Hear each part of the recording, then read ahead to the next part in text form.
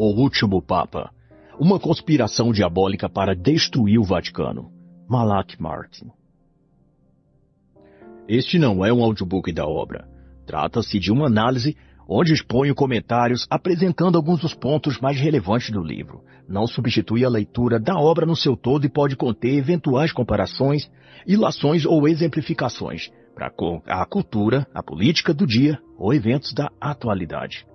O autor viveu de 1921 a 1999. Foi padre irlandês e escritor. Foi da ordem jesuíta, atuou como professor de paleontologia. Também trabalhou como arqueólogo na região do Mar Morto. Malak, além de teólogo, era doutorado em línguas semíticas, arqueologia e história oriental. Serviu na Santa Sé como secretário de cardeal e teve acesso ao terceiro segredo de Fátima.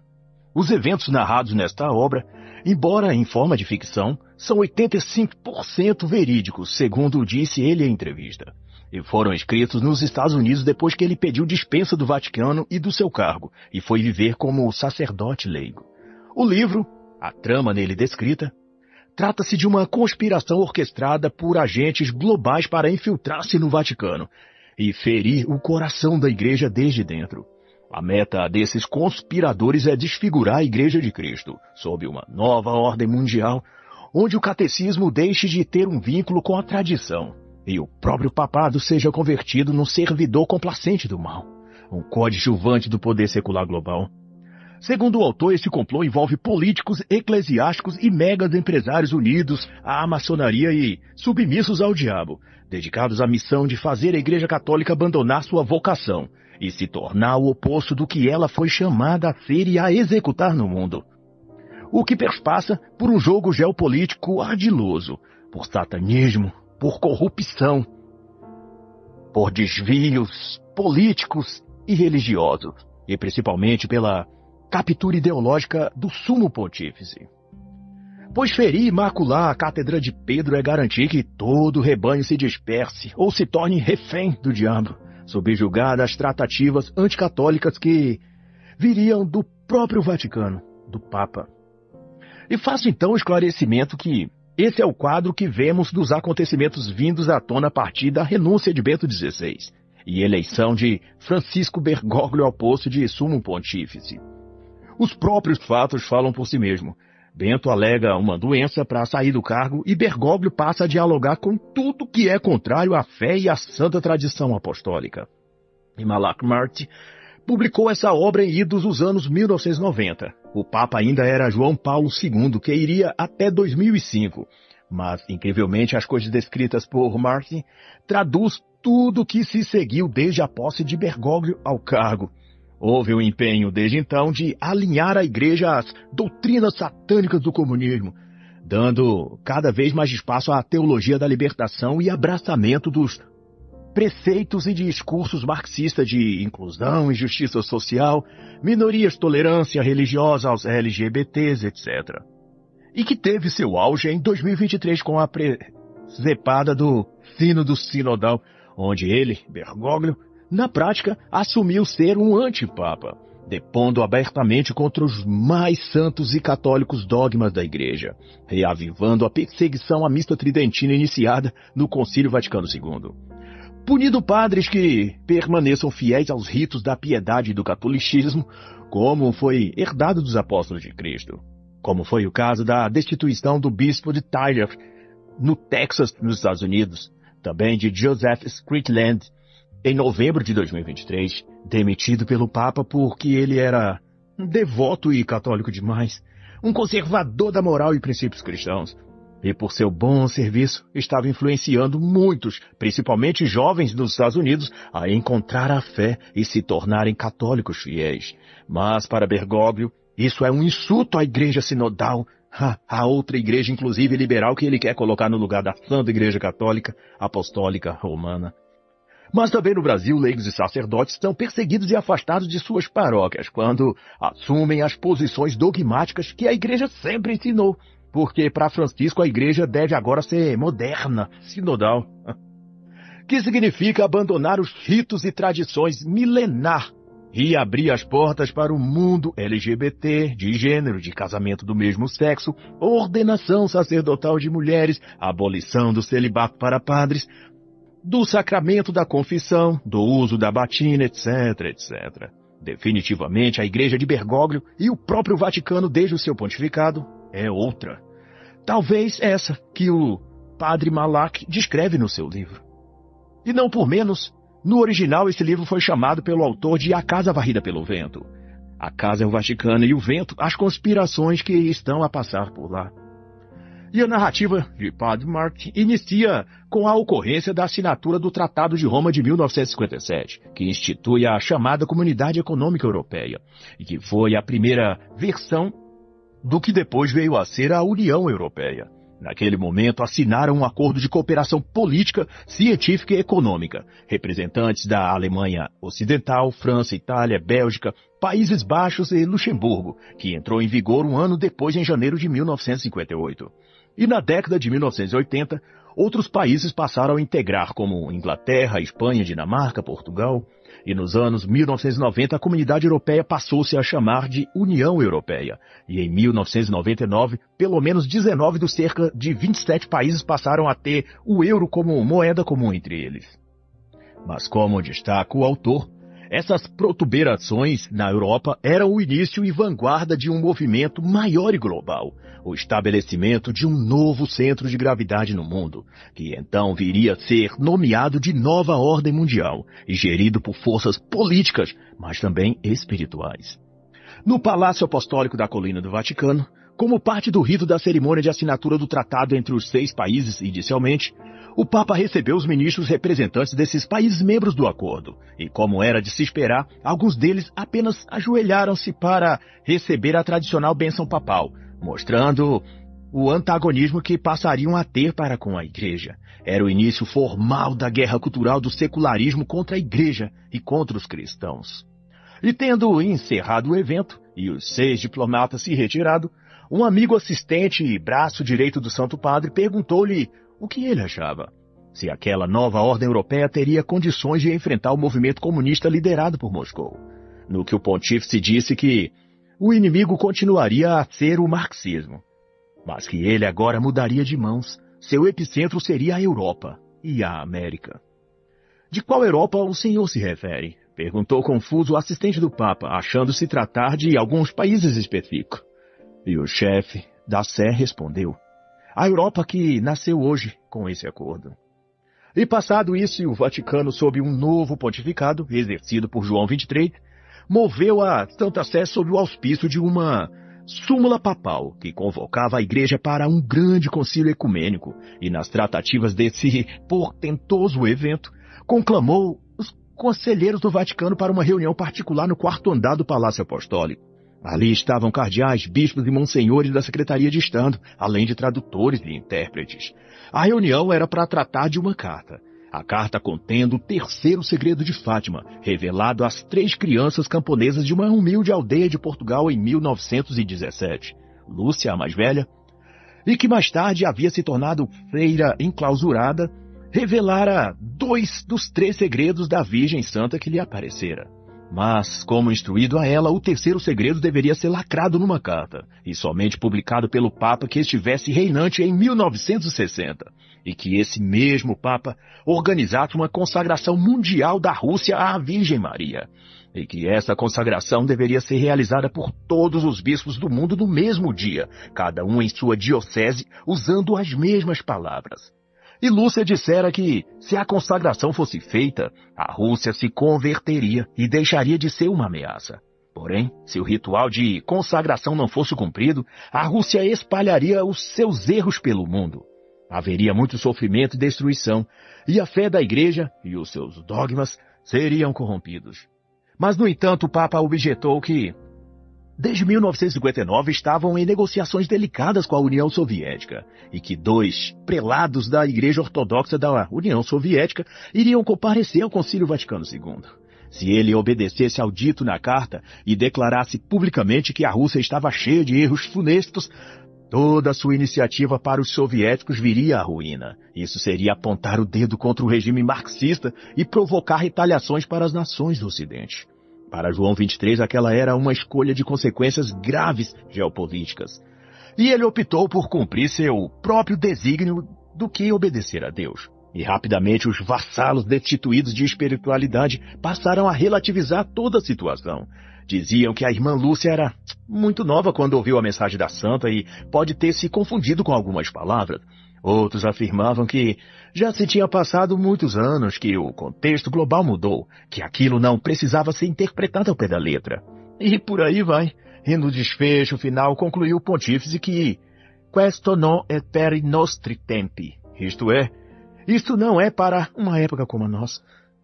E como consequência da desobediência a Deus, o inferno veio assoprar seu hálito de morte e de discórdia sobre o mundo e sobre a igreja. Em junho de 1963, a própria cidadela católica romana tinha já sido enredada pelo mal diabólico, e nessa data, o calendário satânico determinou o nomeamento do anjo decaído. O calendário satânico determinava o momento propício para o rito de entronização do arcanjo Lúcifer. Nos textos da tradição satanista, havia uma profecia sinalizando que o tempo do príncipe deles teria introduzido no momento em que um papa tomasse o nome do apóstolo Paulo. E para eles, esse tempo propício havia iniciado com João 23.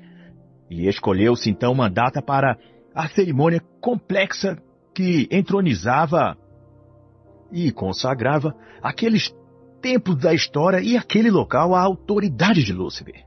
E optou-se por realizá-la no dia da festa de São Pedro e São Paulo no Vaticano, que ocorre no mês de junho todos os anos. Na ocasião da solenidade, há muitas celebrações, convidados e participantes de todo lugar.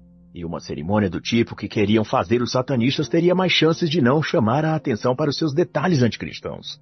Da celebração da ascensão do príncipe, como revela o autor, que se chama o ritual de consagração de Lúcifer, os elementos tradicionais da missa católica são invertidos e simbolicamente sugerem o propósito pelo diabo de profanar o que é sagrado, inverter a cruz e seu significado, violar a dignidade e sacralidade dos dogmas e substituir a inocência pela corrupção.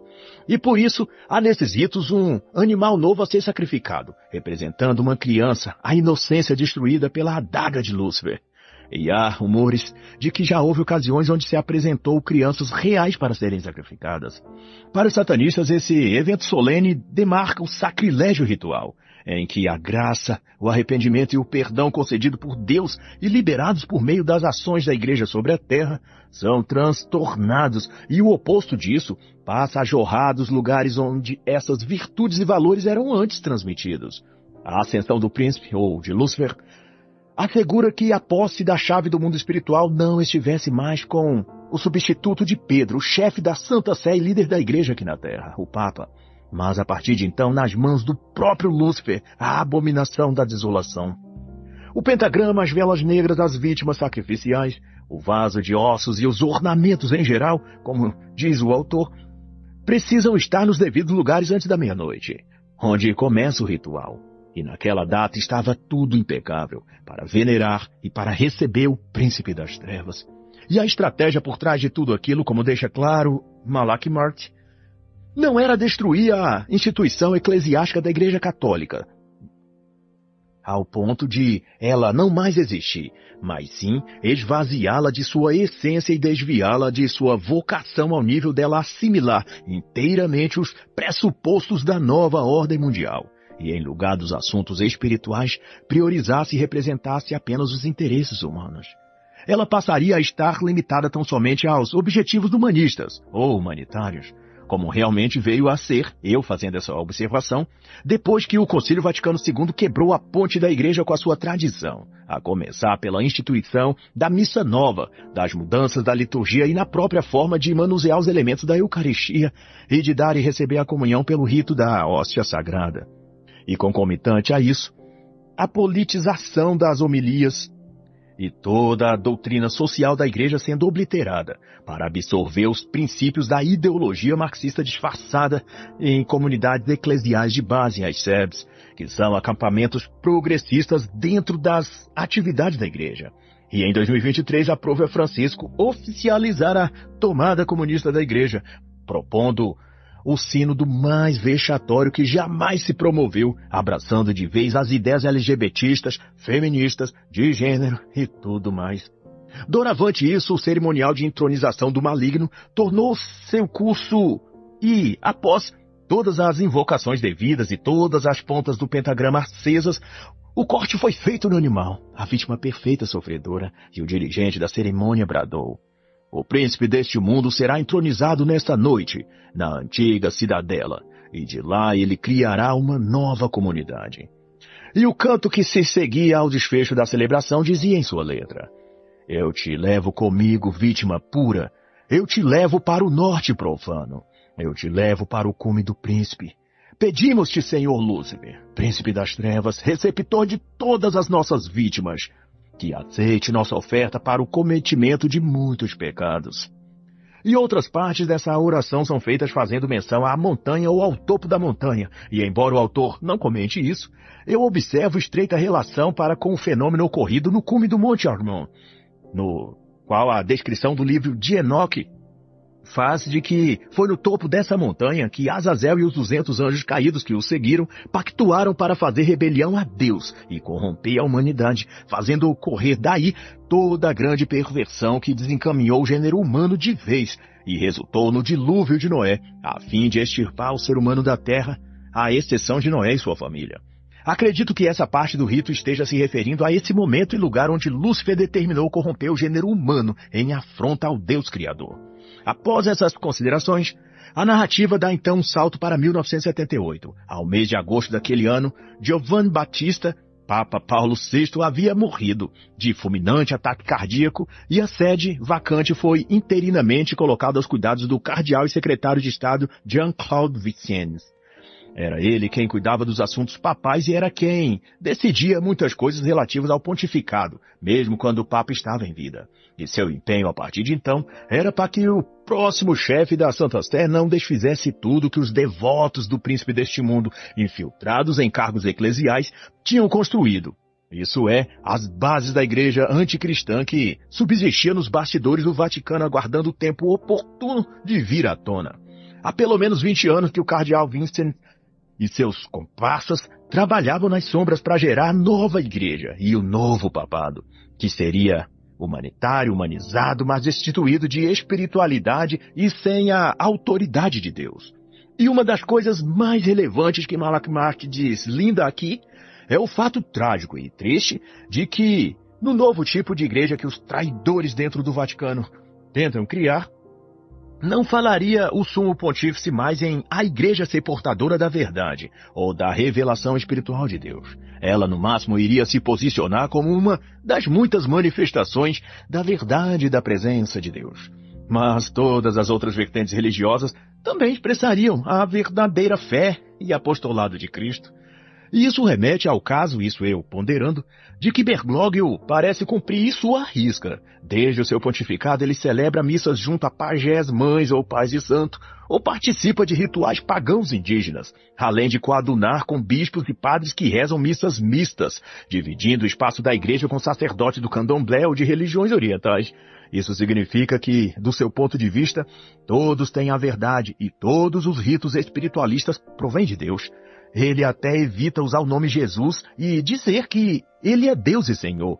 E cobrado acerca disso, disse ele uma vez que é para não constranger os irmãos de outras crenças, como os muçulmanos e outros que não têm a Jesus como Deus.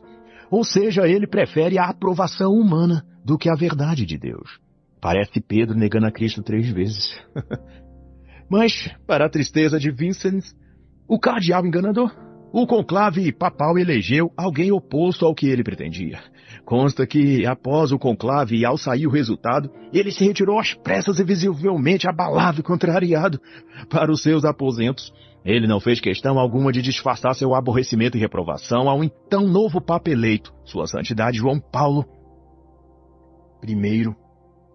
No entanto, por motivos mal explicados, o Papa João Paulo I, recém-eleito, veio a óbito 33 dias após ter assumido ao cargo, e João Paulo II o sucedeu no conclave de outubro de 1978.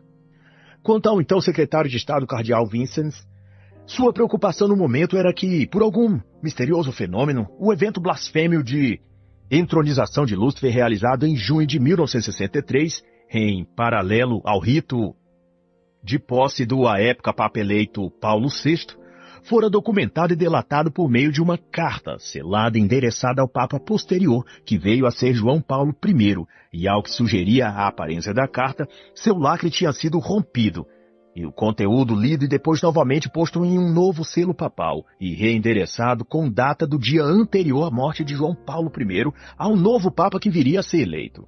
Vincent preocupava-se, pois parecia haver um espião entre eles, e tudo que planejou e arquitetou durante anos podia simplesmente derruir-se, acaso o novo Papa tomasse conhecimento do conteúdo da carta e decidisse agir contra eles. Não obstante, cerca de 5 meses depois, o cardeal Vincent sofreu um acidente automobilístico no sul da França e faleceu. Após esse ocorrido, a preocupação do substituto de Vincent, no cargo de secretário, o cardeal Mastroianni, era que, apesar do Papa eleito ter proclamado a viva voz logo após sua posse que ele era o defensor do espírito do Vaticano II, na prática o novo Papa fizera pouco para expandir os reais tratativas do Concílio Vaticano II. Todas as potenciais mudanças previstas pelo concílio e aguardadas por aqueles lobos em pele de ovelha que queriam destruir a igreja de dentro para fora ainda não tinham ganhado a propulsão que deveria, posto que o Papa não fomentava tão empenhadamente aquelas proposituras. Ou seja, se o Concílio Vaticano II era uma caixa de Pandora, ela ainda permanecia fechada e não tinha ainda escapado por suas frestas mais do que alguns monstrinhos menores. Assim como no seu predecessor, Mastroianni tinha o ávido desejo de se repercutir no mundo católico, a anti-igreja evocada no concílio e que romperia com a tradição milenar do catolicismo romano. E esse, com certeza, era um dos preceitos empoderados pelo príncipe profano entronizado anos atrás na cerimônia satânica da qual tantos falsos bispos participaram. No entanto, ficava visível que aquele Papa não cederia em questões de moral e doutrina, e o teste foi alguns cardeais, como o Mastroianni, tentar incentivar o Papa a flexibilizar o celibato para padres e a ordenação de mulheres, coisas que feriam um fundamento doutrinal muito sério da Igreja de Cristo. João Paulo II não sancionou nenhuma dessas mudanças, e ainda solidificou a posição da Igreja contra o aborto, em quaisquer circunstâncias, o que mostrou, para a indignação dos maçons infiltrados na Santa Sé, que a Igreja Católica Romana podia estar ferida, mas não estava morta, e com isso, os objetivos da nova ordem não tiveram o êxito que imaginavam no pontificado deste homem. Mas o próprio Karol Wojtyła, o Papa João Paulo II, deixou escapar numa de suas viagens a um dos seus fiéis escudeiros que, quando chegaram as horas finais do conclave, em outubro de 1978, que o elegera Papa, um dos envolvidos na alta hierarquia e organização do conclave disse-lhe em reservado: se você aceitar ser feito Papa, você estará na linha que separa uma era que está terminando de outra que está começando. Você presidirá uma disputa inimaginável entre a velha e a nova igreja, e será o último Papa antes de que as facções antipapais dentro da igreja assumam o controle definitivamente da instituição chamada Igreja Católica. E eles porão em curso tudo o que prescreveram no Concílio Vaticano II. E segundo o relato, no momento em que ocultasse a indicação para a Papa, se tornaria chefe de uma igreja burocraticamente comprometida com uma agenda sociopolítica global e alheia à missão espiritual da igreja. E o cardeal que conversava com Paulo II, antes dele receber esse nome e título, dizem também que a organização eclesiástica e a vida pública da Igreja Católica, como se conhecia até o século XX, já havia sido extinta, e temia-se que as mudanças já colocadas em curso fossem irreversíveis. E Wojtyła decidiu não expulsar os infiltrados e não purificar a igreja. Não fechou as brechas, mas ao invés disso optou por ser conciliador. Para o novo Papa, algo dessa magnitude estremeceria as bases da igreja e causaria muitas perdas e danos aos católicos de todo o mundo e à instituição como organismo social. Ele pretendia, então, promover a política papal do acolhimento e do diálogo, e não se furtar de conversar e de aceitar a todos, até os inimigos da igreja. E ano após ano, por mais terrível que fossem os escândalos e péssima administração dos bispos em quaisquer lugar que fosse, o Papa não colocava ninguém para fora. E não importasse quão indolente, herético ou profano fosse a atitude de um bispo em sua diocese, ele não interferia. E nesse programa de omissão em nome da paz e da conciliação, foi que ensinamentos pervertidos anticristãos e de cunho sexuais, como o homossexualismo, foram entrando pelas próprias mãos dos bispos hereges, dentro dos seminários. E o Papa preferia perdoar do que punir os autores das imoralidades. E o inimigo, então, teve total liberdade para agir e fazer seu ninho no seio da igreja. Entendia-se que, a partir disso, o porquê, as cerimônias e tudo relativo à igreja estava ficando cada vez mais secularizadas, paganizadas e até contendo elementos ocultistas ou místicos. É que o Papa João Paulo II não repreendeu ou excluiu os perpetradores das heresias e das imoralidades, como diz Malak Mart. Ele os deixou em paz para agir com toda tranquilidade. E a decadência que vigorou só deixou os filhos do diabo escondidos em batinas. Feliz, a igreja outrora vigorosa e inquebrantável nas doutrinas e tradições, de repente estava afundando-se nos entulhos da sua própria implosão. Em mérito daquele Papa que não exercia sua autoridade, mas escolheu tratar os bispos corruptos como filhos pródigos que precisavam de tempo e liberdade para se arrependerem e retornar ao primeiro amor. O Papa repetia a exaustão, nos conta Malak Mart, que ele governava a igreja junto e em concordância com seus bispos em todo o mundo.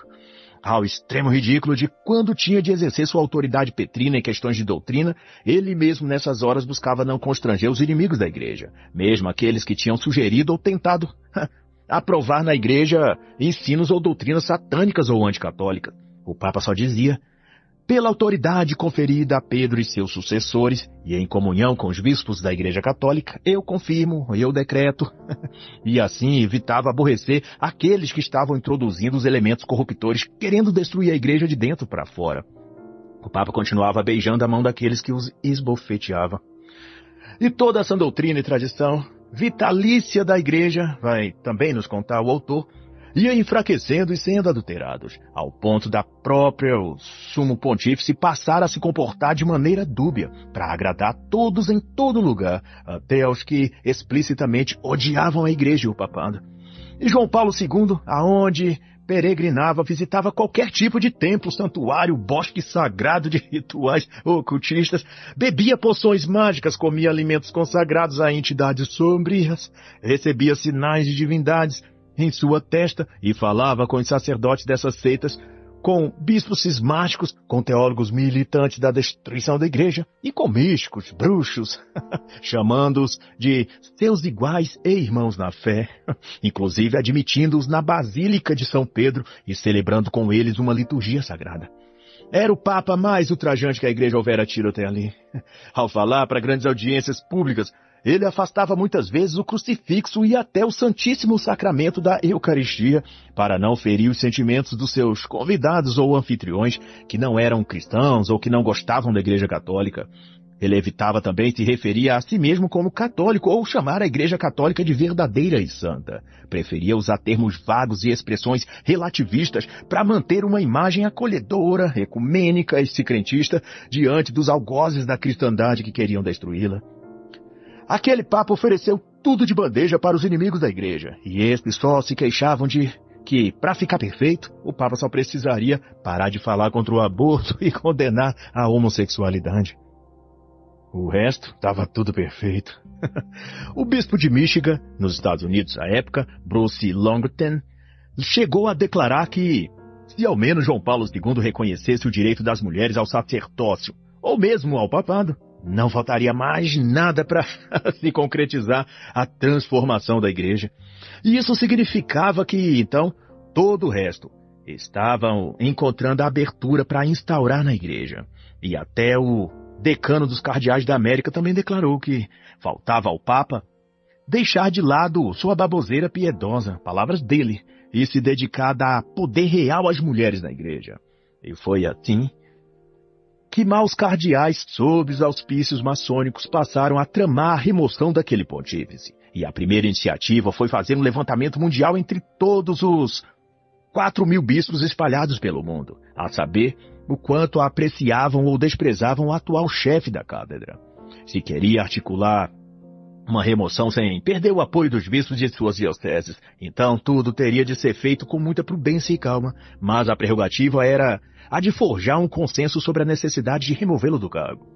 E algumas circunstâncias aleatórias, aparentemente, levaram ao secretário de Estado, Mastroianni, o arquiteto e principal articulador por trás do interesse de esterilizar a igreja e conceber uma nova igreja progressista, a conhecer e se aproximar de um jovem promissor padre, chamado Christian Gladstone. Verificando o seu arquivo, o cardeal apurou as credenciais e históricos acadêmicos e familiares do padre Gladstone, e o que encontrou formou nele o desejo de se aproximar do padre e cooptá-lo para o seu séquito de intenções maquiavélicas. Gladstone era norte-americano formado com louvor em teologia e filosofia, 39 anos de idade e 12 de sacerdócio contando seus anos de estudo. Estava lotado na diocese de Nova Orleans, nos Estados Unidos, e frequentava a Universidade Dominicana no Vaticano a fim de colar grau em um doutorado, e nos Estados Unidos atuava também como professor no Seminário Maior de Nova Orleans. Contudo, o cardeal secretário achou um inconveniente em seu currículo que quase o fez desistir de aproximar-se do padre Gladstone do seu clubinho de clérigos da nova igreja. E foi o fato de que Gladstone, como constava num dos arquivos da sua pasta, apreciava e assim rezava a tradição da missa tridentina. Para Mastroianni, esse era um empecilho na carreira de qualquer padre dali. Significava que o sujeito estava apegado aos vestígios da velha igreja e não coadunaria com a nova ordem eclesiástica modernista, que a cúpula dos bispos e cardeais maçons estavam formando a partir de dentro do Vaticano. Mas Mastroianni ponderou que isso poderia ser um capricho e inocência do imprevisto padre e que, com a devida influência, ele e seus comparsas da teologia relativista tirariam dele esse resquício de devoção à tradição dos apóstolos do passado. Além de que Gladstone tinha um irmão advogado e mestre em relações internacionais, que trabalhava num famoso escritório de advocacia em Londres, que coincidentemente tinha clientes em várias partes da Europa relacionados ao meio político e grandes empresas, que, convenientemente, poderiam auxiliar Mastroianni em seus intuitos do poder político, de ter influência social e projeção internacional para o seu projeto de nova igreja global. E assim havia muito a se ganhar com a adesão de Gladstone ao círculo dos poderosos corrompidos do Vaticano. Sobre o padre Christian Gladstone, nada mais havia de se saber. Além de Paul, também tinha uma irmã artista bem-sucedida. Não tinha pai vivo, apenas a mãe, e que ela era de uma família tradicional católica piedosa, estabelecida no Texas numa residência ancestral familiar nomeada Winsept, ou Casa Varrida pelos Ventos, e por assim determinou o cardeal que atrairia Gladstone para a nova e deturpada igreja, onde lhe ensinaria as cerimônias esvaziadas de devoção, as liturgias desconectadas da tradição e as homilias sem menção a Jesus Cristo, ou ao seu poder para libertar, ou aos seus anjos, mas focada somente nos assuntos da teologia da libertação, das questões sociais, das agendas políticas. E antes do fim de um sábado onde o cardeal Mastroianni conheceu e conversou pessoalmente com o padre Gladstone, o secretário cardeal desabafou com um confidente e amigo por telefone dizendo: "Temos apenas duas alternativas. Ou o Papa muda de opinião e de política, ou será necessária uma mudança de pontífice." E o autor faz um recorte para explicar o porquê a família Gladstone nos Estados Unidos chamava sua casa patriarcal de Casa Varrida pelo Vento. A origem remonta a 1870, quando o Papa Pio IX estava sitiado e privado de acesso aos bens do Vaticano pelo cerco das tropas de Garibaldi. O único refúgio do pontífice era o Palácio Apostólico, e lá padecia de necessidades básicas de subsistência.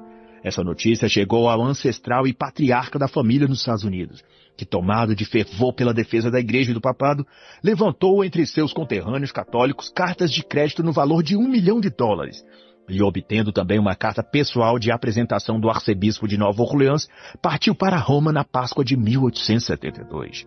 Lá foi recebido pelo Papa e ajudou-o de todas as maneiras que pôde. Em recompensa e reconhecimento, recebeu do Sumo Pontífice o título de Cavaleiro do Santo Sepulcro e recebeu um vínculo perpétuo entre o papado e o chefe da família Gladstone. E naqueles dias concedeu uma visita pelas principais dependências do Vaticano quando se retomou à normalidade do lugar. E foi aí que Paul Thomas, o benfeitor do Papa e coluna da dinastia Gladstone na época, conheceu a Torre dos Ventos, uma das salas mais privadas do Vaticano, que fora construída por um Papa no século XVI, primeiramente nos jardins do Vaticano como um observatório astronômico, e na metade do século XIX transferido para outro lugar, o observatório, ficando ali apenas a casa em formato magistral.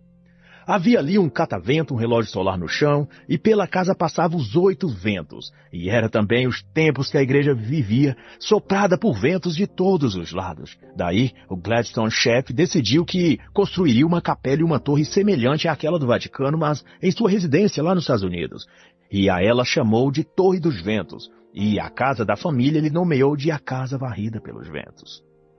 Outro fato curioso é que, em seu zelo católico, nos anos que se seguiu às reformas litúrgicas herdadas do Concílio Vaticano II e colocadas em prática por cada vez mais bispos nas suas dioceses, a matriarca da família Gladstone fazia questão de manter-se fiel aos ritos antigos da igreja. E quando as paróquias locais estavam se contaminando do modernismo e da missa nova, ela assistia às missas privadas celebradas no rito de sempre, antes do modernismo, na capela da família, a Torre dos Ventos. E quando isso não possível de manter devido ao número de famílias que queriam participar das missas nos ritos tradicionais da missa tridentina, a família resolveu então comprar uma velha capela em Dunbury, ou seja, propriedade pertencia a metodistas protestantes, e buscando uma forma de oficializar aquilo e ao mesmo tempo não ter vínculos com a diocese modernista local, ela contactou com o arcebispo Marcel Lefebvre, da Suíça, e providenciou que sua capela fosse adotada pela Fraternidade Pio X. Depois disso, encontraram o padre tradicionalista Guttmacher e o adotou como guia e instrutor deles, e guardião da tradição e ortodoxia, o que não poupou a eles todos que ventos de perseguição soprassem constantemente sobre todos os tradicionalistas da casa Wensept. Mas, de volta à cena do crime, o cardeal secretário Mastroianni continuava no intento de atrair Christian Gladstone para sua zona de influência. Isso porque o chefe do escritório onde Thomas, o irmão de Christian, trabalhava em Londres, tinha enorme penetração nos ciclos globalistas da Comunidade Econômica Europeia. E, além disso, tinha conexões estreitas com os ciclos mais poderosos de maçons dentro e fora do Reino Unido. E naqueles ventos turbulentos, as palavras do padre Christian ao abrir o coração para o seu amigo padre Aldo fazia todo sentido. Tudo em Roma, disse ele, está tão torto e tão desequilibrado que não há mais vocabulário para descrever. Já do ponto de vista dos modernistas, como o cardeal Mastroianni, os tradicionalistas eram uma força divisora e por isso deveriam ser extirpados da igreja. Para ele, o mundo precisava ser unificado sob uma nova ordem social, política e econômica e também religiosa. E tudo isso sendo regido a partir da Santa Sé, mas não de um papa qualquer, e sim de um filho do mundo, um globalista de alma. Alguém que tivesse os olhos para o reino da terra e que representasse as categorias oprimidas do mundo, as mulheres, os gays, os negros e os que se sentissem vítimas ou excluídas da sociedade. Nas palavras dele, o líder do Vaticano deveria ter o espírito do seu tempo, que significava estar conforme o mundo, secularizado. A presunção dessa classe de bispos e cardeais afastados da espiritualidade era de que eles formavam uma casta iluminada de mestres, engenheiros do processo de globalização da igreja, que abriria o Vaticano para a inclusão social, para a imigração, para a defesa das mulheres e para a aceitação das minorias LGBT e etc. Eles chamavam de a reforma da igreja por dentro. O objetivo final, diz o autor citando as falas de Cyrus Benrock, chefe do grande escritório londrino de advocacia, numa reunião junto a Mastroianni e outros globalistas, é o estabelecimento de um sistema de governo econômico e financeiro verdadeiramente mundial. E em seu pensamento, Mastroianni deve ter pensado E a Igreja Católica nova fará parte disso, desse limiar de um novo mundo e sistema. Todavia, o eminente discípulo da nova ordem mundial, Cosimo Mastroianni, ocupante do cargo de secretário de Estado do Vaticano, acreditava que para a Igreja formalizar sua adesão no processo de estabelecimento desse admirável novo mundo, precisava despir-se de suas virtudes e tradições.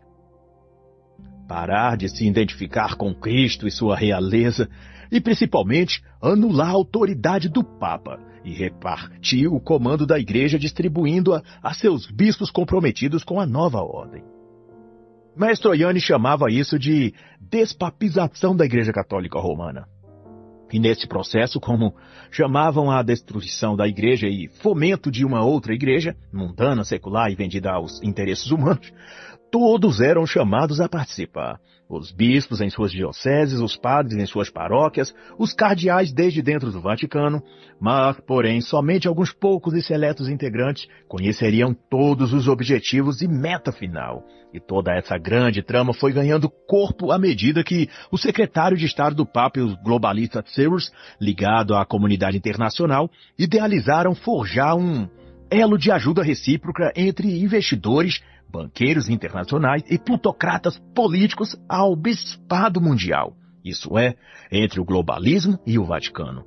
E o plano foi usar na ponta europeia Paul Gladstone, o prodigioso advogado, e na outra, a partir de dentro do Vaticano, o irmão dele, Christian Gladstone. E ambos, por serem da mesma família e cada qual ter prestígio e respeito em sua área, um ligaria os interesses da comunidade econômica europeia aos da Santa Sé, e o outro, o padre, faria o inverso, estabeleceria pontes permanentes dos bispos católicos em todo o mundo aos interesses da Europa globalista. E no fim do ciclo de Mastroianni como secretário de Estado no Vaticano, ele deu sua cartada final num bucólico hotel de Estrasburgo em 1991, onde participara de uma reunião que tratava os esquemas e acordos finais para a ascensão definitiva da nova igreja, aliançada com a nova Europa, ambas irradiadas pelo sol da nova era globalista. No recinto estavam 7 personalidades do Vaticano, que o cardeal trouxera a fim de introduzir o representante dos globalistas europeus no tipo e dimensão dos serviços que cada um estava prestando à nova ordem mundial, mudando a igreja desde dentro. O cardeal Silvio Aurentini supervisionava o programa de renovação cristã, cujo foco era adaptar os ritos católicos para que fossem palatáveis para outras religiões e fosse muito mais sincretista e acolhedora, além de que estava a providenciar que a própria lei canônica fosse alterada e esvaziasse o Papa de sua autoridade, transferindo esse poder para cada bispo local. Também estava ali Noah Palumbo, cardeal especialista em liturgia. Era o encarregado no Vaticano da gestão global do Conselho Internacional para a Liturgia Cristã. Essa pasta atuava no quesito orações e tipos de devoção católicas permitidas. Sua principal meta era nivelar padres e leigos, promovendo uma quebra na hierarquia tradicional católico-romana. Em seguida, Mastroianni apresentou o cardeal Leo Passabene, mais de 20 anos de experiência como diplomata, especialista em todas as comissões em toda a igreja e também em questões políticas e sociais. Era dele as estratégias de mudar a visão de uma igreja espiritual para uma igreja social, devotada não a Cristo ou aos santos, mas às minorias sociais e à igualdade, justiça e paz, emblemas do próprio comunismo. E outros participantes eram o padre-geral da Ordem dos Jesuítas, o padre-geral dos franciscanos e o cardeal Svensson da Bélgica, amigo pessoal e confidente de Mastroianni. E como ficou claro para todos ali, nessa empreitada um elemento chave para aqueles seus sórdidos planos era o chefe dos jesuítas, pois essa ordem tinha primazia sobre todas as outras, e há tempos os jesuítas tinham abraçado a causa da teologia da libertação. E conforme Mastroianni enfatizara, nada seria conseguido nos países da América Latina se não for por meio da teologia da libertação. E a trama maléfica desses homens ia tão longe que, sem que o Papa autorizasse, o cardeal secretário tinha tomado providências até para que a irmã Lúcia, da Visão em Fátima, fosse enclausurada num convento em Coimbra e proibida de qualquer acesso ao mundo exterior. Não podia ela dar entrevistas ou receber visitas, e nem mesmo encontrar-se com o Papa ou participar de solenidades de qualquer tipo.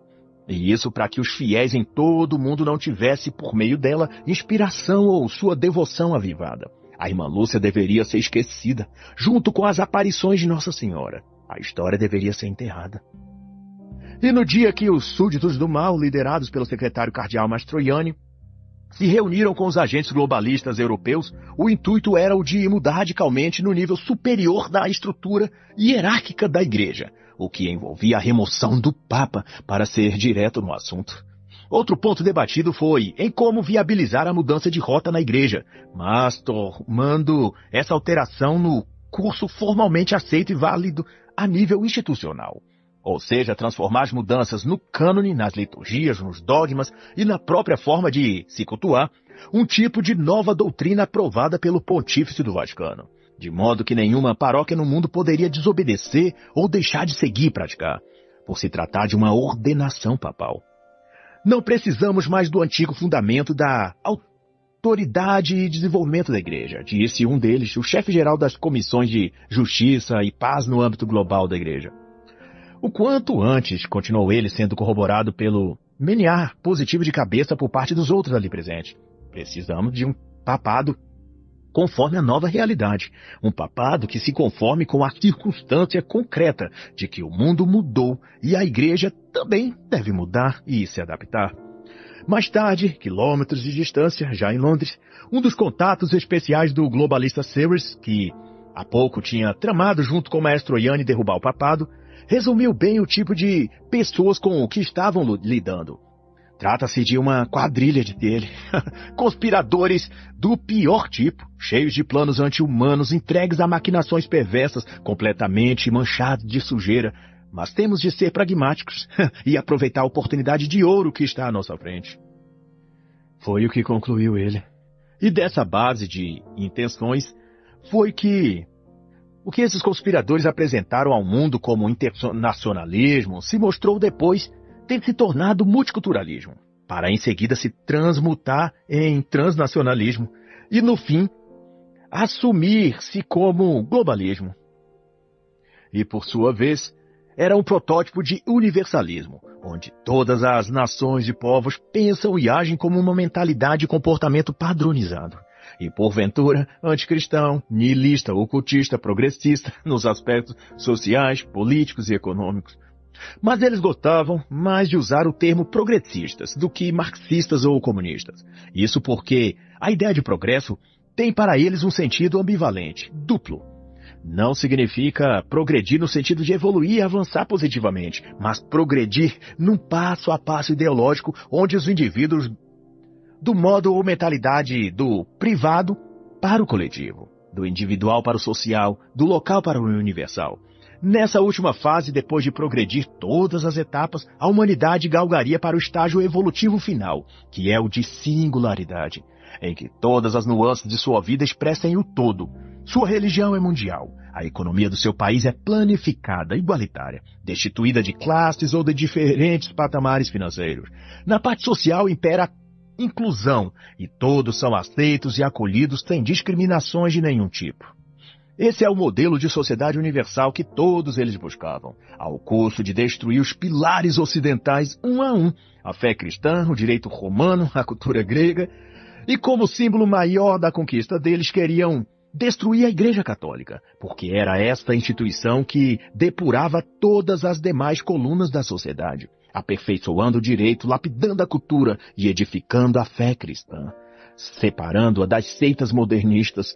E ali foi concebido que, segundo o propósito da entronização de Lúcifer em 1963, os seguidores do príncipe deste século não mais aceitariam um papado amigo, alguém complacente a eles, mas não adepto dos anseios e planos deles. Agora eles exigiam mais que o titular do cargo máximo do Vaticano fosse um deles, alguém que tivesse os mesmos sentimentos e coração, alguém que pertencesse ao antigo espírito que rodeava a Terra. Eles, portanto, introduziram o Papa a renunciar ou simplesmente a vida dele estaria em risco. Para ser franco e direto, a Europa E, consequentemente, o mundo estava no processo de homogeneização econômica, política, financeira e cultural, e que os países como Estado-nação deixariam de existir. Suas bandeiras locais seriam suplantadas pela bandeira do Estado Único Global, e, no aspecto geral, determinaram que a mesma configuração deveria ter também as religiões, se diluírem e fundirem-se, tornando-se uma única religião mundial. E este movimento só poderia ocorrer se liderado pela Igreja Católica de dentro do Vaticano. O que envolvia a figura do Papa, que se tornaria o catalisador dessa transformação religiosa e desse agrupamento de fé, crenças, costumes e doutrinas espirituais. E ao andar da carruagem, uma boa maioria dos bispos, especialmente no Ocidente, estão alinhados e comprometidos com essa nova orientação da Igreja. E as razões variavam. Alguns deles eram maçons e flertavam com sociedades secretas diversas. Outros estavam contaminados pelo mundo, tinham relações amorosas com mulheres, gostavam de frequentar boates ou casas de jogos furtivamente. E por isso, quanto mais secular e mundana se tornasse a igreja, mais à vontade eles se sentiriam para viver abertamente suas práticas pecaminosas. E havia aqueles também que simplesmente perderam a fé. E na ausência de fé, a covardia, o interesse econômico ou a conivência é o que determina seus atos e escolhas.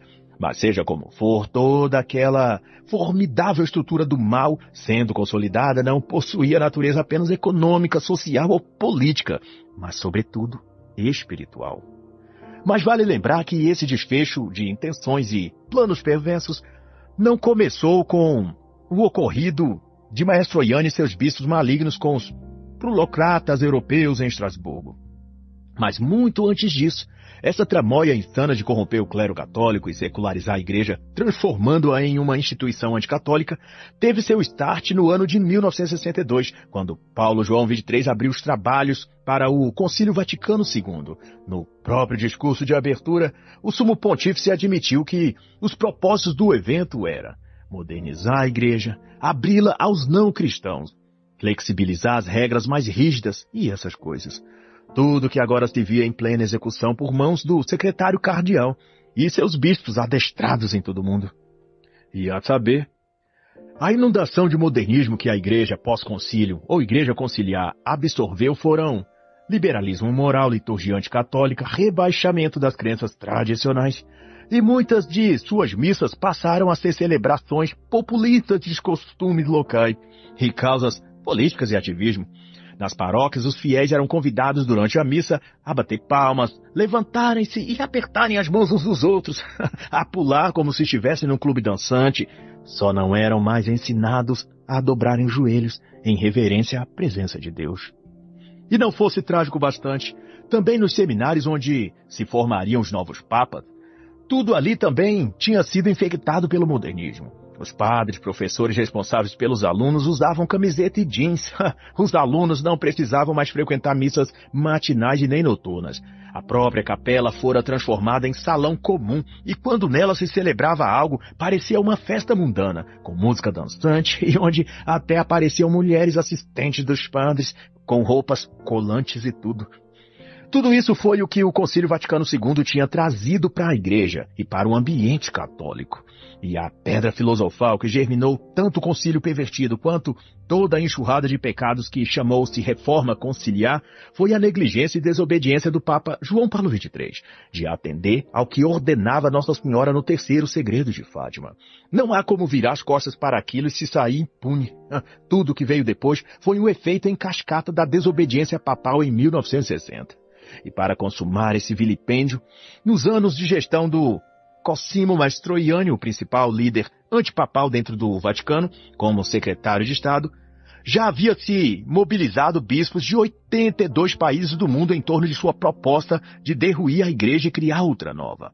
E tudo concorria para, no estágio final, forjar um instrumento canonicamente válido, que finalizasse o pontificado distribuindo o poder que antes era do Papa a todos os bispos ou a um órgão ou associação que os representasse.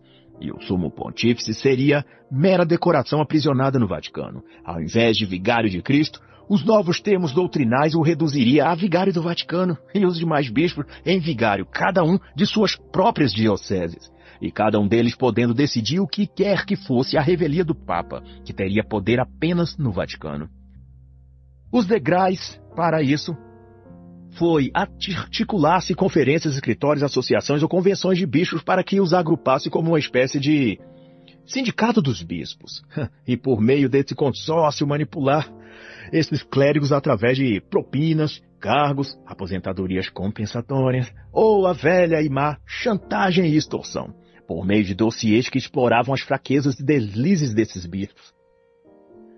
Tudo então se conformatando para que se houvesse um comitê ou departamento de bispos, independente do Vaticano, em cada país, e eles responderiam a um círculo menor de cardeais, e assim, anel dentro de anel, chegaria à fonte do máximo poder, que não seria o que detém o nome em função de Papa, mas um outro ser, alguém que responde diretamente ao próprio príncipe do mal. E também é digno de nota que toda aquela estrutura para solapar a igreja tinha proporções de nível profissionais, tudo muito bem delineado a fim de que toda a teia que se formasse eficientemente fosse forte para que não fosse possível escapar dela, como veio a saber o padre Christian Gladstone, agora aliciado definitivamente em Roma, a fim de servir aos planos do ex-secretário de Estado Mastroianni. E como soube-se, o cardeal, agora chefe imediato de Gladstone, apresentou a ele diversos dossiês das dioceses e bispos que ele deveria visitar em Holanda, Alemanha, Bélgica, França, e de lá coletar tudo sobre o bispo local e suas paróquias. Quantas famílias frequentavam, quantos batismos eram realizados lá, a frequência de confissões, o número de nascimentos de crianças que havia e quantos ali sentiam-se vocacionados ao sacerdócio. Esse levantamento daria aos corvos e chacais do Vaticano a oportunidade de desenvolver estratégia adequada para manobrar cada lugar, para afiliar cada bispo, padre e paróquia ao grande plano de nova ordem eclesiástica global. Há um cerco levantado contra o pontífice de dentro da própria estrutura do Vaticano, diria Gladstone mais tarde ao conversar com seu antigo tutor e amigo cardeal-chefe da Universidade Angélico no Vaticano.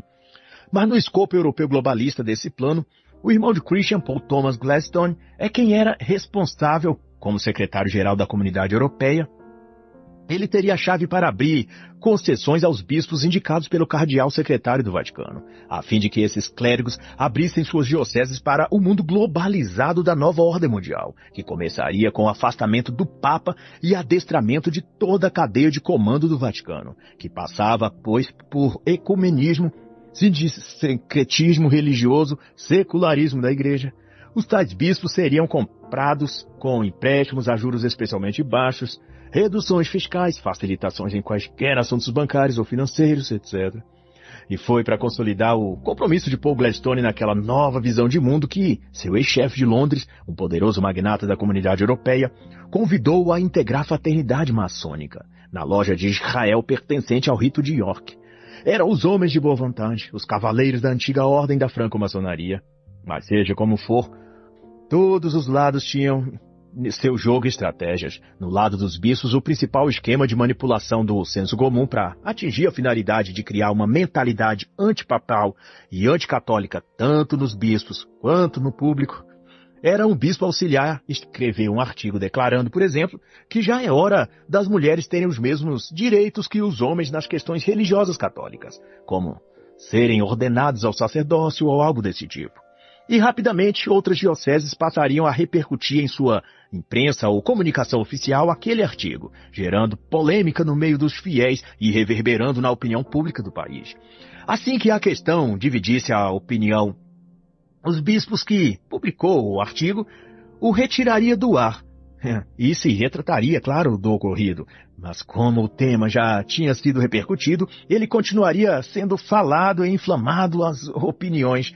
Dali um tempo, outros bispos e padres tratariam de novo o assunto, desta vez em suas homilias, e a cada vez os próprios paroquianos, as pessoas da igreja, falariam sobre o assunto com mais abertura e interesse, declinando suas opiniões para essa direção, e assim se formando um pensamento hegemônico, e dali por diante eles mesmos, as pessoas passando a clamar por aquelas mudanças, levando as autoridades eclesiásticas a requerer formalmente do Vaticano aquelas demandas, justificando em suas paróquias desejavam tais alterações nos dogmas, nos ritos, nas liturgias ou no que seja. É para isso que existem as conferências nacionais dos bispos em todo o país ou região. É para agrupar os bispos revolucionários e mobilizá-los em ação contra a Igreja e o Vaticano, promovendo mudanças estruturais nas estruturas e crenças católicas.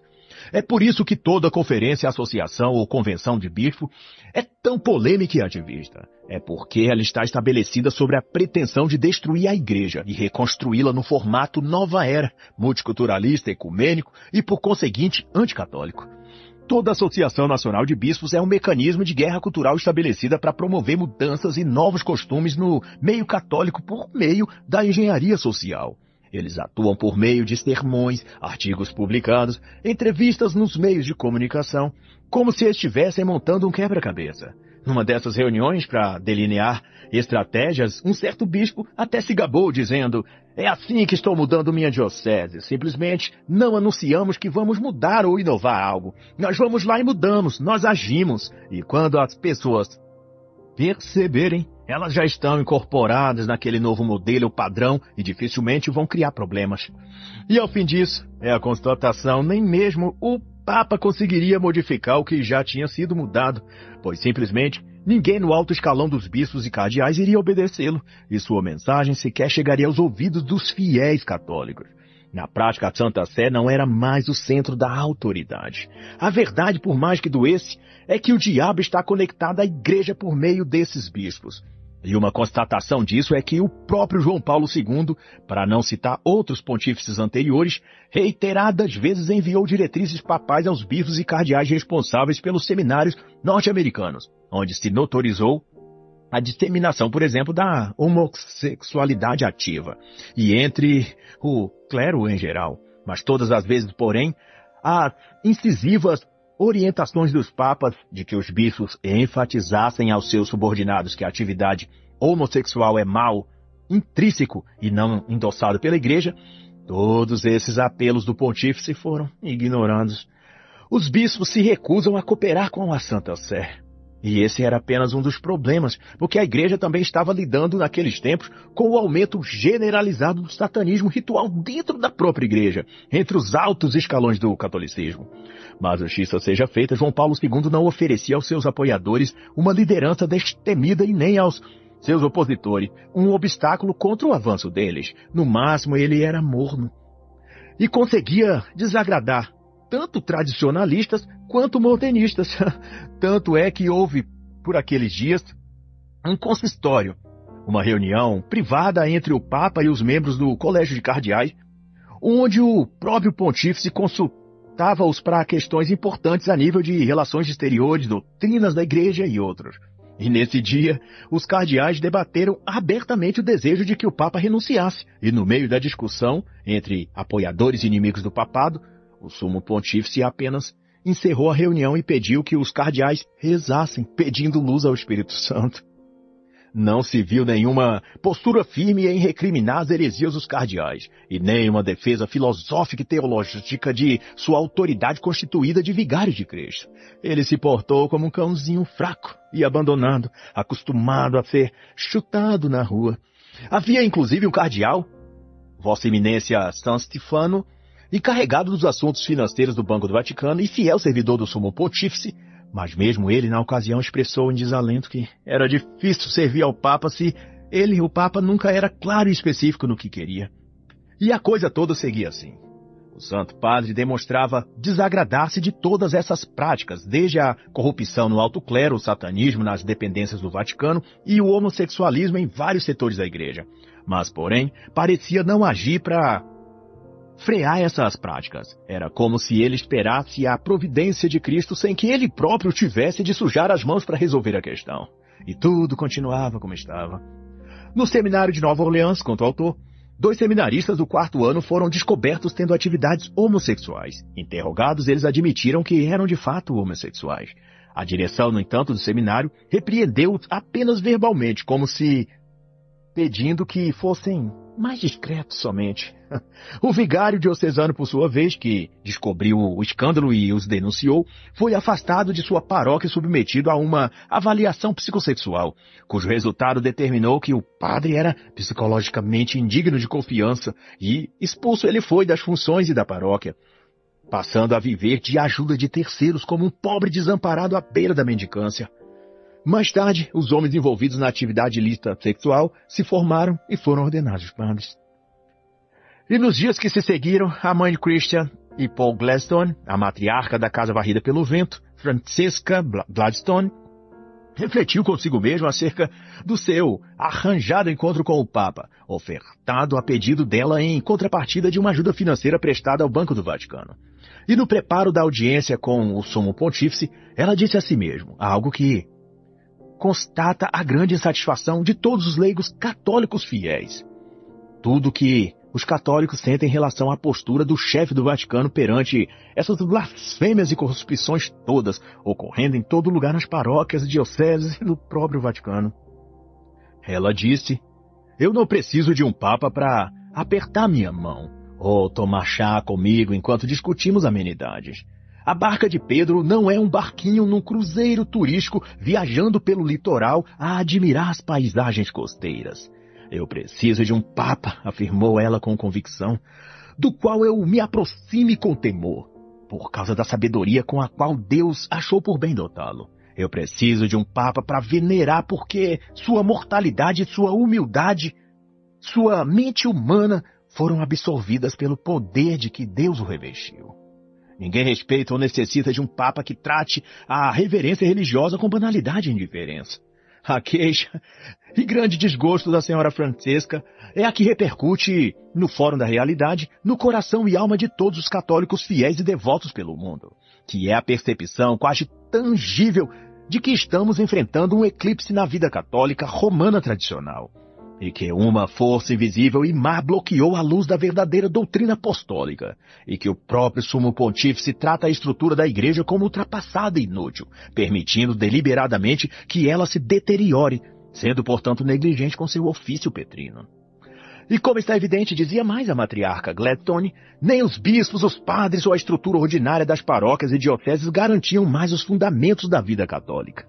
De modo que já se faz questionável para qualquer católico decente do que de fato está servindo o ministério papal.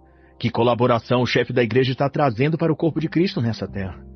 A correta ordem das coisas é que, em um mundo que está já quase totalmente desprovido de graça, a Santa Igreja Católica deve fornecer o abundante tesouro da fé, dizendo a missa romana, ouvindo confissões, e ministrando a unção aos enfermos e moribundos.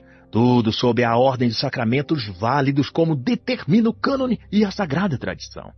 Literalmente é uma nova igreja sendo construída e subvertendo o lugar da outra. Uma nova e maldita igreja, fundada na inversão da teologia e da tradição sagrada católica. E onde se firmou a palavra, o verbo vivo, em que a palavra se fez carne, o novo modelo de igreja invoca o oposto. A carne se faz palavra. Isso é, a vontade humana deve ser santificada, declarada fundamento e base para tudo, desde os hábitos pessoais até a liturgia ou o cânone da igreja, modificando até os dogmas da fé. A carne da interpretação da nova igreja são as emoções, as sensações ou os sentimentos que, se quer que sejam, os novos condutores das ações dos bispos e líderes eclesiásticos. E isso, o que está por trás das extensas repartições, a que uma paróquia se subdivide em compartimentos excessivos que distanciam o devoto católico de sua finalidade espiritual e o prende à burocracia eclesiástica. Comitê das mulheres, comitê das crianças, comitê ambiental, comitê da política social.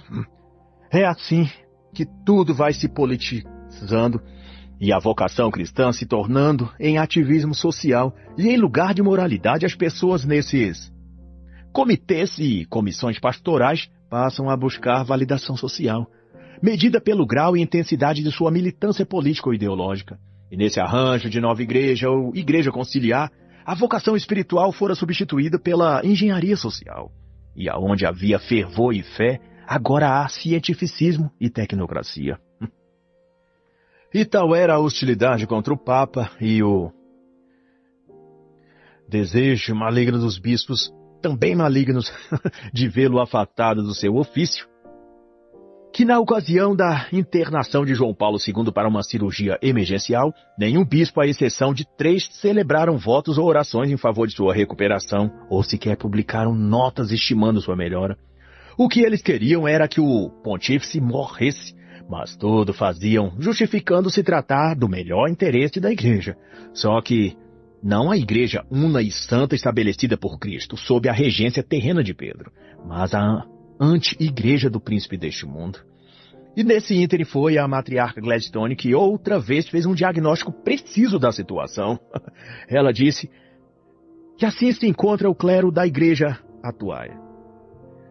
Ou são homens idosos cansados, confusos e perdidos, ou são jovens teologicamente ignorantes, assanhados e modernistas, que não têm consideração pela igreja, não entendem a Eucaristia, antipapais e que eles mesmos não querem serem chamados de católicos romanos. A única autoridade que reconhece é o do conforto financeiro e dos prazeres carnais. E eis um quadro geral disso. Uma jovem mulher conheceu a história de sacrifício, renúncia e humildade da mãe de Jesus, Nossa Senhora. Ela vinha de tradição confucionista e nada sabia de catolicismo. Quis então aprender sobre a igreja e aproximar-se do cristianismo. Ela foi instruída a buscar o pároco de uma determinada localidade e dele recebeu instrução religiosa. Ela foi ensinada a fazer orações à Mãe Gaia, aprendeu sobre ritos indígenas e foi estimulada a praticar danças afro-religiosas, além de lhe ser recomendado que praticasse meditações transcendentais regularmente. E na conclusão disso tudo, a perda da fé e contaminação espiritual da igreja vinha de uma ação diabólica direta, precipitada ao mundo e desde o Vaticano por um ato de ritual místico luciferiano em 1963, chamado de cerimônia de entronização, organizada para concorrer e corresponder à cerimônia de posse do então Papa Paulo VI. E nos dias que o padre Christian Gladstone e meia dúzia de sacerdotes fiéis da igreja batalhavam a favor dos dogmas e tradição e para resgatar o catolicismo do charco de lama que Satanás o estava a jogar, um desses padres guerreiros foi envenenado e morto. Vazou à época que ele tinha provas documentais de que havia no Vaticano rituais satânicos, e ele teria os nomes dos cardeais maçons que serviam ao príncipe das trevas. E ao que se sabe, esse grupo de homens valorosos atendiam diretamente ao Papa João Paulo II, e já o tinha alertado sobre a nova ordem mundial religiosa que se erguia a partir de dentro da Santa Sé, por articulações de seus principais cardeais. E o pontífice se mostrara ciente desses esquemas, mas não fazia nada mais do que registrar, documentar e rezar pela igreja e pela conversão dos inimigos da igreja. Numa de suas audiências com um desses colaboradores fiéis à igreja, João Paulo II disse a ele que nada fazia sem a aprovação dos seus cardeais, que para ele era uma regra absoluta só fazer algo se estivesse em harmonia com o seu cardinalato de Roma. E foram esses cardeais que tanto João Paulo II queria agradar que elaboraram o documento de Successione Papali, em que validaria e regularia a renúncia voluntária ou forçada do Papa. E por que esses bispos eram tão contra o papado?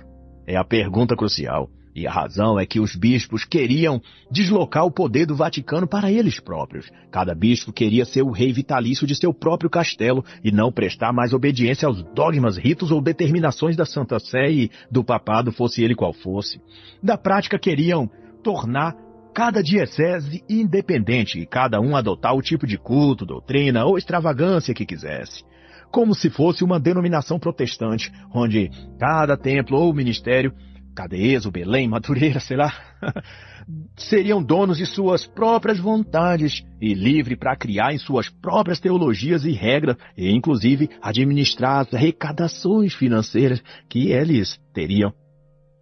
E tanto mais porque as doutrinas e ideais desses bispos abraçavam, apregoavam tudo que a Igreja Católica sempre abominou: o aborto, a homossexualidade, a lascívia, a luxúria, a embriaguez e os vícios de modo geral.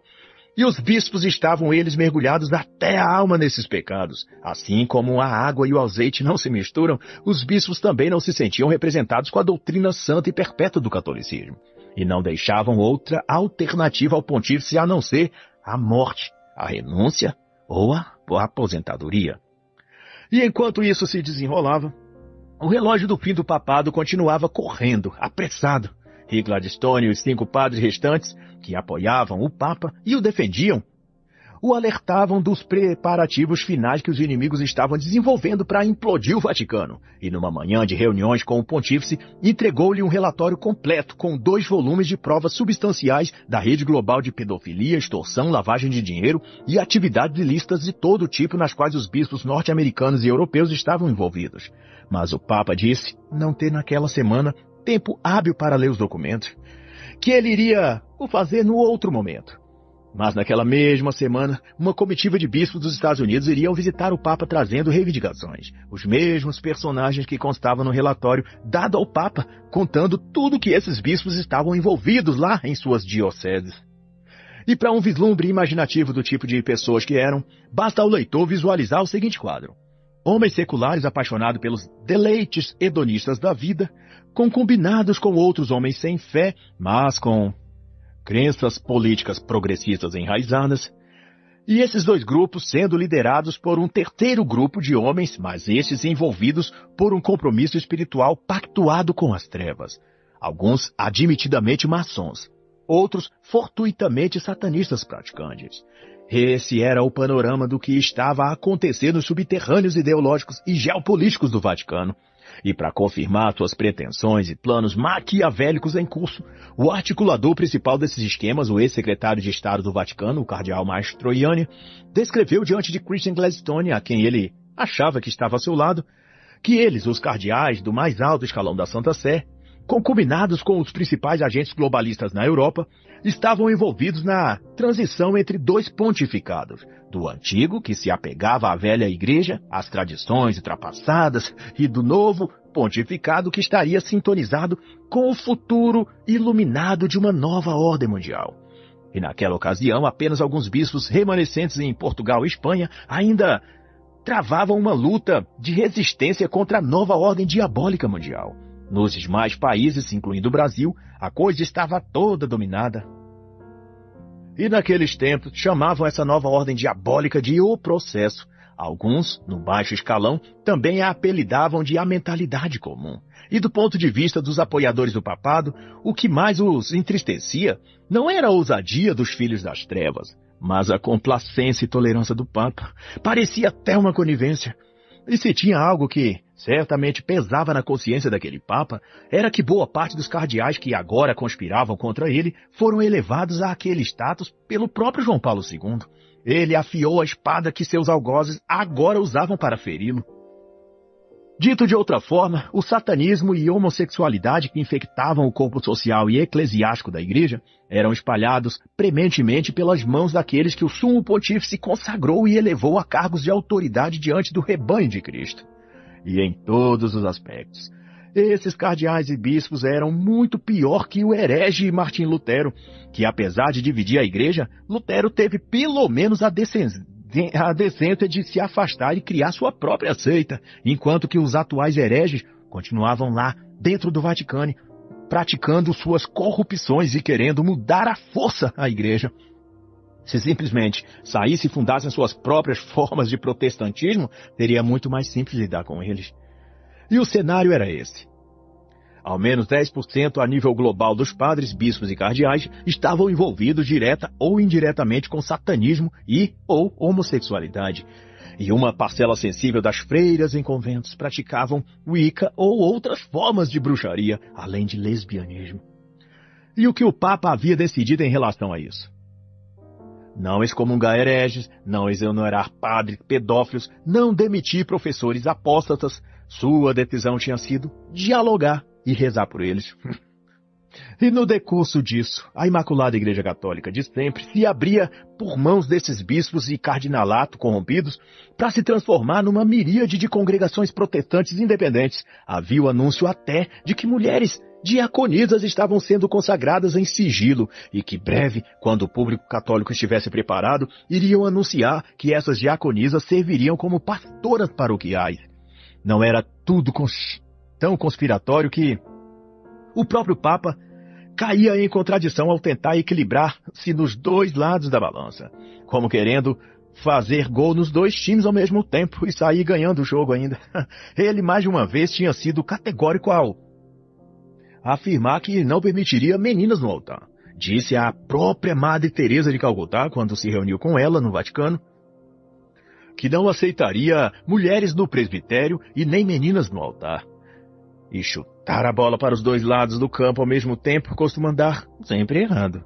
E nesse aspecto, vede que não se vê uma paróquia onde metade ou mais das pessoas que auxiliam a missa sejam mulheres. Se o Papa não permitiu, quem então o fez? E se a palavra do Sumo Pontífice, a Santa Madre Teresa, pôde ser quebrada, o que mais podemos esperar que também seja descumprido pelo Vaticano? E dado todas as circunstâncias e eventos desfavoráveis ao Vaticano, no anteceder de sua viagem à Ucrânia, que ocorreu em junho de 2001, o Papa João Paulo II rubricou um documento oficial de renúncia ao papado. Ele havia cedido ao jogo de poder do seu secretário de Estado, a soldo da cúpula de cardeais que, de fato, mandava no Vaticano e queriam a dissolução da Igreja Católica Apostólica Romana. E na penumbra dessa assinatura extraoficial, até que o Papa retornasse de Kiev, alguns cardeais já se apressaram a reunirem-se em conchavos e trocas de promessas em favor de sua candidatura para o próximo pontífice na Cátedra de Pedro. Eles queriam o bastão do poder, e para mais do que isso, e não obstante o satanismo e guerra declarada dos bispos contra o sumo pontífice e o papado, a própria postura dúbia e às vezes contraditórias do Papa dificultava as coisas até para aqueles que queriam apoiá-lo. Um caso em questão foi o mal-estar entre o governo dos Estados Unidos e o Vaticano, chegando a gerar um tipo de guerra fria entre ambos, em assuntos geopolíticos pelo menos, e os embaixadores e negociantes que o governo americano dispunha a lidar com essas questões junto ao Papa frequentemente se queixavam de não obterem clareza e objetividade nas posições do pontífice, o que deixava a cargo de terceiros deduzir o significado do que ele quisera dizer. E a tragédia só não era pior por falta de gente para ser corrompida. Faltava mão de obra para Cristo, mas para trabalhar para Satã, tinha mais candidatos do que vagas a oferecer. E tal que quase no fim do ciclo daquele papado, João Paulo II reuniu-se em definitiva reunião com seu círculo mais íntimo de cardeais, dos quais sairia dali o próximo sumo do vigário de Cristo. E triste era que dos 7 supostos sucessores que ali reuniam-se ao redor do Papa, metade era maçom e a outra satanista, e todos tinham conexões profundas com os globalistas da Comunidade Econômica Europeia, a quem deviam favores e apoio financeiro. Mas não tenhamos falsas impressões. Todos aqueles de dentro ou fora do Vaticano, empossado ou não de cargo eclesiástico, com filiações políticas ou religiosas que seja, todos eles partilhavam o anseio pelo globalismo. Marionetes e servos eram, conscientes ou não, dos poderes das trevas e trabalhavam para o príncipe deste mundo tenebroso. E dada a profunda crise, escândalos e disputas internas pelo poder, no dia 6 de maio daquele ano, uma reunião especialíssima de cardeais fora convocada pelo chefe do Vaticano. E dentre os 157 cardeais presentes, uma enxurrada de dúvidas e receios se espalhavam, uns acusando o Papa de antiquado, outros o chamando de vendido ao globalismo, outros até conspurcando que ele não era um Papa legítimo. Mas só uma coisa era unânime entre todos, de que o Papa deixar abrir uma lacuna no seu ofício de sumo pontífice, e que essa brecha aberta era improvável que se fechasse. E pela razão que fosse, uma certeza impingira-se no coração de todos eles, de que aquele era o último Papa católico que a Santa Sé produziria. Quaisquer outro que viesse depois seria escolhido dentre os próprios serviçais do maligno, e não representaria mais a Igreja Católica Romana, mas as próprias forças da coalizão que serviam ao mal, que queriam se apossar e reinar desde o trono de Pedro. Todavia, e apesar disso, no esforço dos 5 ainda fiéis padres que buscavam salvaguardar a igreja da derrocada total, Gladstone localizou, por meio de pistas codificadas deixadas pelo padre Aldo Carneseca, antes de ele ser assassinado, o seu diário num antigo envelope deixado pelo Papa anterior a seu sucessor, Paulo VI, João Paulo II. E nessa constatava uma carta detalhando em latim dia, hora e especificidades, juntamente com os nomes de todos os cardeais que tinham ingressado na maçonaria, e quais tinham invocado em rituais satânicos o próprio Lúcifer. Isso num rito cerimonial em 1963 na Capela Paulina, e chamada de entronização do arcanjo caído, o príncipe ascendente ao poder. E mais ainda revelador era que, de acordo com manuscritos da antiga e alta magia, quando uma invocação dessa magnitude era realizada, o domínio das trevas naquele lugar era estabelecido. E nesse caso apenas um ritual tão poderoso quanto, quebrando aquele feitiço e acorrentamento espiritual, poderia romper de vez ou desfazer os efeitos. E para Christian Gladstone isso explicava o porquê tornara-se tão difícil um papa governar de dentro do Vaticano. É que havia outro ser consagrado naquele território, e isso bloqueava a maioria das ações espirituais que se tentava estender positivamente sobre a igreja. E o representante oficial da Cátedra de São Pedro, o Papa eleito, não conseguia fazer valer sua vontade, pois havia uma cortina espiritual impedindo-o de alcançar com suas proposições e cláusulas os milhares de fiéis em todo o mundo. E tinha sido assim, no mínimo durante o reinado dos últimos 4 papas. Tudo preparado para introduzir a igreja no longo e rigoroso inverno espiritual. E quando, enfim, na sua última peregrinação em busca de um sinal do céu sobre o que fazer dali para frente, se devia desistir da luta contra as trevas ou travar sua última batalha em favor da igreja, a resolução veio através de um caminho de 2 vias, apresentado a ele, o Papa, por Christian Gladstone e seus 5 sacerdotes fiéis. Ao expor ao vigário de Cristo no crepúsculo do seu último dia de peregrinação, diante das planícies no mosteiro antigo da Polônia, seus fiéis escudeiros expôs a situação. Houvera tido um ritual satânico de entronização ao príncipe deste mundo dentro do Vaticano. E como efeito, um falso conclave estava para eleger um novo, mas falso Papa, escolhido dentre as fileiras de servos de Satã, após forçar a renúncia do Papa atual. E só ele, como último Papa ainda não dominado pela maçonaria nem pelas trevas, podia retornar a Roma, guiar uma cerimônia de exorcismo, expulsar de lá as hostes do mal e tomar de volta o que o diabo roubou. O contrário disso seria ele renunciar ao cargo e se tornar recluso num voto de silêncio em um mosteiro qualquer. E pelos frutos que se seguiram, todos conheceriam qual houvera sido a decisão do Papa. E assim está escrito: E disse o Senhor: Senta-te ao meu lado direito, até que eu ponha os seus inimigos debaixo dos seus pés. Salmo 110, 1, 2. E assim encerra a análise da obra O Último Papa, uma conspiração diabólica para destruir o Vaticano, de Malak Mart.